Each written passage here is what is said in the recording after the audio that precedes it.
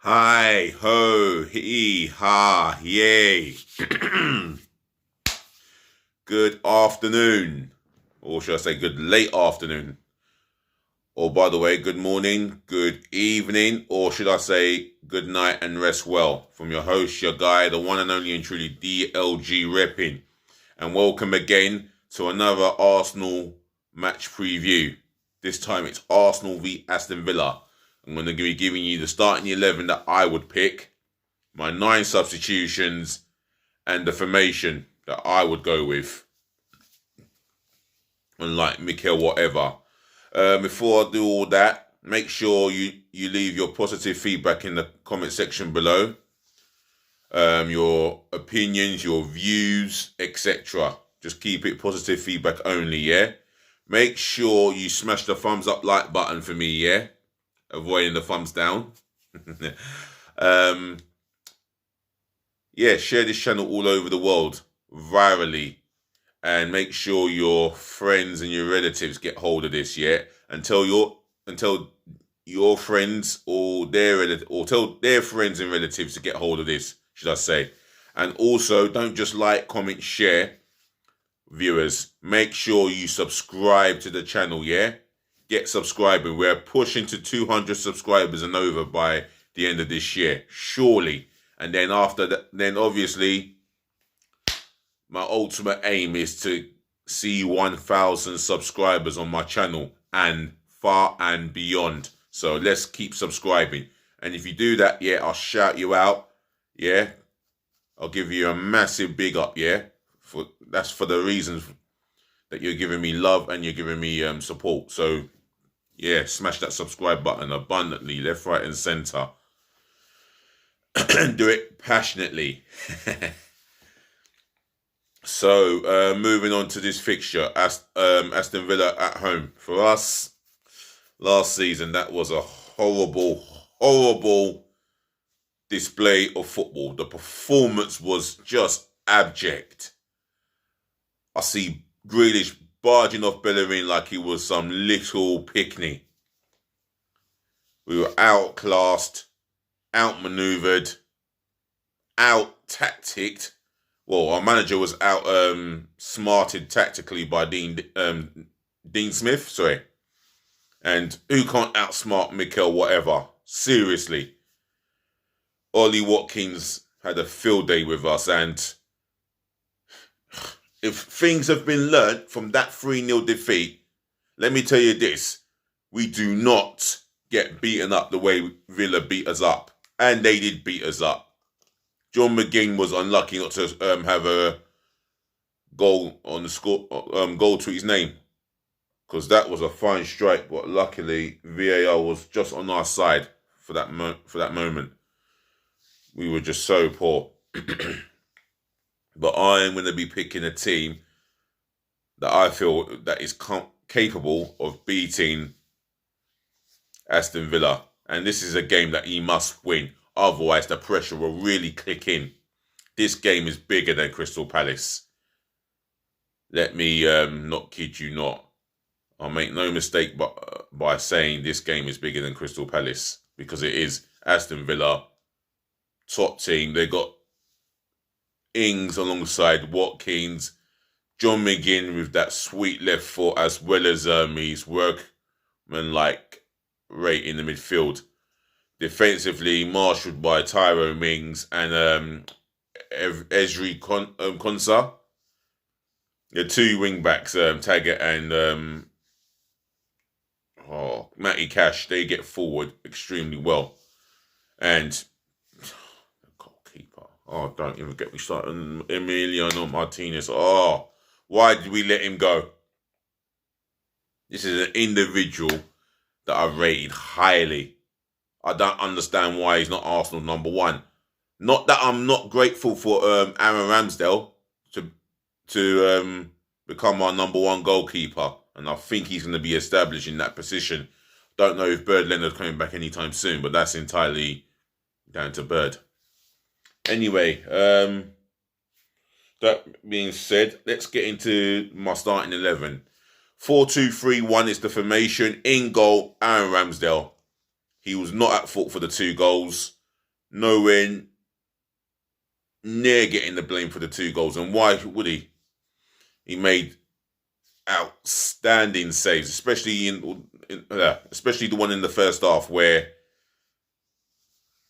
he parried a volley for Conor Gallagher, who at the business end of the first half at stoppage time, he took his volley well, bang on target. Ramsdale had other ideas, and it was a sublime save. I'm thinking, you know what? He's going to be in goal for as long as he is on form. And for me, he's on form at the moment. Aaron Ramsdale continues in goal. Right back, Tomiyasu. Not one of his better nights defensively, but I'll tell you what. The more he plays, the more we get to love him and love him and love him more. Sorry. Tomiyasu. Left back. It's got to be Kieran Tierney. Now, of recently, he's been more, what's the word I'm looking for? Yeah, he's been more reserved on the defensive front. So it's restricting his offensive abilities. And he's just one of the best in the country. Well, yeah, one of the best in the country going forward. But I don't know what Mikel Arteta's done or said to him. But for me, he didn't have that. He didn't have a good game against Palace, if the truth be told. Right, the 2 centre-half pairing. Ben White, again, I was not pleased with his performance. The goal that led to Palace taking the lead, he backed off and backed off and backed off. Just going where it hurts. If you commit a foul and receive a yellow card, that's part of your job. But you're part of Mikel Arteta's process. He sees you as part of the process. But I'm sorry to say, I like you. You're not. Well, I like you.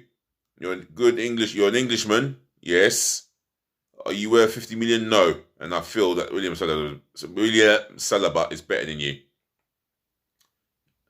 But I'm going to start you in this game alongside Gabriel Magalhaes. Again, not one of his better games. He also backed off and allowed Benteke onto his strong foot. Now, in that situation where Partey was fouled through losing the ball, show Benteke down the line. You're quicker than him and stronger than him. Show him down the line. Why would you allow him to cut inside onto his strong foot to unleash an unstoppable shot? Jeez, it's not good enough. That is just completely poor. Gabriel, poor. I want a better game from you in a vital game that we must win. Right, that's my back four completed. The 2 in the midfield, Thomas Partey. Not only did he get himself hurt by losing the ball, but his performance was not the best, maybe average at best. But for me, when he's on top of his game, he's one of the best in the world at what he does. He's our midfield bully destroyer, our engine in that midfield. And for me, he's a key to this victory if we get it. Thomas Partey starts. Albert Mboyo Sambi Lokonga. Excuse me. Oh, I have to get that out. Albert Mboyo Sambi Lokonga. He starts this game for me. I think he doesn't shy away from responsibilities off the ball. He wants to take responsibilities. He wants the ball. He wants to, help Arsenal in their offensive play. And I feel that he does not. I feel that he's come into the team and he's done as well as he can do. Well as he can and well as he. What am I saying? I feel that he's done as well as he could have in a short space of time that he's been an Arsenal player and in the first team as well. So I'm going to select him in my midfield. The 3 in front of those two, well, On the right-hand side, Bukayo Saka. Let's get him back to where he was competing to win Young Player of the Year, only to be picked by Phil Foden. For me, he starts in that position, providing he's fit. If he's not fit, then, well, we just have to go with Nicola Pepe because we sent Reece Nelson on loan. And I can't think of anyone else. And Willian, I don't know what we've done with Willian. I really feel that my heart's telling me we've sold him, but my mind says that he's still at the club. But however, if Bukayo Saka's fit, he starts the game on that side. In the middle, I'm going to go with Martin Odegaard, playing where he's comfortable and where we can get the best out of him. Don't play him in a position where he's going to be ineffective. Just like Monday night, he was so ineffective. He went missing. He just went missing. And that's all not his fault. That's from the instructions of that manager. I keep calling Mikel whatever. Anyway, he starts in the middle for me. On the left, Gabriel Martinelli. The impact he had when he came onto that left-hand side of attack. Me tell you this, yeah? He has got to start on a regular basis. There's goals in this guy. There's an assist. There's pace, strength, athleticism. He's got the lot. And defensively, he doesn't mind helping out Kieran Tierney. He will track back and battle. Off the ball, his attitude is right as well. The high pressing intensity. That is what I get out of him. And that's what I expect out of him. So for me, he starts on that side. Up top, Pierre-Emerick Aubameyang. 3 goals in the last 3 league games at the Emirates. Can he make it 4? If he starts, he has every chance of making it 4. But he will be up against a very good goalkeeper, an excellent goalkeeper, should I say, in Emiliano Martinez. He's got to get past him. But I back him to score goals home and away whenever Arsenal play and whenever he puts the shirt on, especially when he's focused. And he's very on it as well. His form is phenomenal on his day. So Pierre-Emerick Aubameyang starts up top. Right, that's the team selected. Now I'm going to go into the 9 substitutions. Bird Leno starts in goal for me. I mean, on the bench, should I say. Maybe in training he hasn't done enough or quite enough to just get ahead of Ramsdale. So Bird Leno, he has to take his place on the bench. Substitute number 2. I was disgusted to see Rob Holding on the bench. Disgusted. Substitute number 2, Cedric Suarez. I don't know if he's going to ever get back into the team as long as Tomiyasu's fit and on form. However, I haven't got a problem with Cedric Suarez playing as a right back. For the simple fact is, at least he supports the winger on form. Let's say Bukayo Saka. He would still get down that line and whip in across, poor or quality. I've always said that about him. Defensively, he's not too bad. But for me, he's going to be substitute number 2. Substitute number 3, Callum Chambers. Now, this is a honest professional footballer, honest defender. Maybe not good enough as I thought he was. But then again, he does a professional job and as honest as he possibly can. I'm having him on my bench. Substitute number 4. This is where I'm going to... Substitute number 4. I'm struggling here for some reason. Ainsley Maitland-Niles, substitute number 4. He's pushing and pushing for a place in the midfield, I believe. He wants to play in the midfield. And mind you, his athleticism in that midfield is not bad. You know, I think if El Neni is on the bench, why can't he get onto the bench? So he's my substitute number 4. Substitute number 5, Pablo Mari.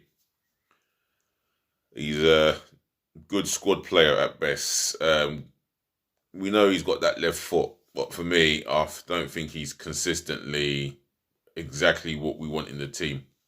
With all due respect to him, I think he's a nice person, humble guy, but not competent enough to be in the first team. Substitute number 6, Emil Smith-Rowe. I mean, because I've got Odegaard in the middle, I would like to give Gabriel Martinelli a chance in that position. However, I looked at this situation with Emil Smith-Rowe. He's got goals in him, and so has Martinelli. But I think that he needs to come off from the bench and make an impact, the same way Martinelli did against Crystal Palace. I'm having him on the bench. Substitute number 7, Nicolas Pepe. Now, for me, he wasn't all that bad against Palace, but he definitely wasn't good enough in his performance. And every time he does this, he waits and waits and waits until the second defender closes him down, and then he produces something out of nothing, or he ends up losing the ball time and time again. And that's been inconsistent for a long time in his game. And I just think that he needs to have a look at himself at times in the way that he performs. His decision making can be so erratic. It's enough to wind you up and make you scream. He's on the bench. Alexander Lacazette, substitute number 8. I'll be bringing him on with a lot more than 25 minutes to go.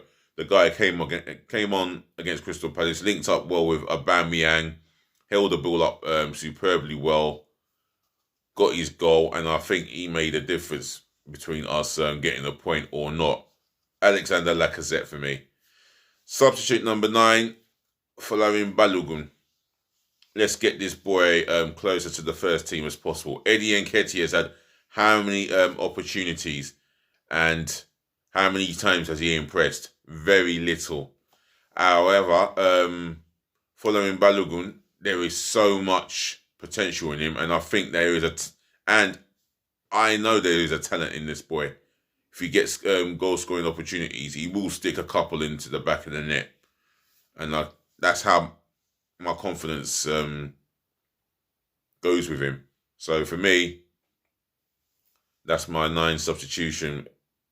That's my 9 substitutes. My 9 substitute bench completed, and my formation's sorted. I've picked my 11. So all that is left for me to say is, ladies to the gentlemen, to the boys, to the girls, I thank you for listening. Thank you for watching. Thank you for tuning in and saving the best to last. I thank you so very much for putting up with me. Showing off a little bit. Other than that, I'll be back later on to go over Mikel Arteta's press conference, and I'll be giving you my views on what's been said by the man himself, or should I say Mikel, whatever. He's gonna have excuses for Saka, this and that, but that doesn't contribute. That does not cover the whole 90 minutes against Crystal Palace, because we were second best against them in terms of ball possession. Second best there.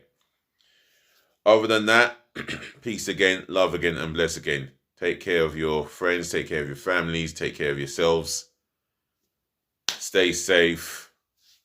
All that is left for me to say is, until next time, I'll be back again. Just please be nice.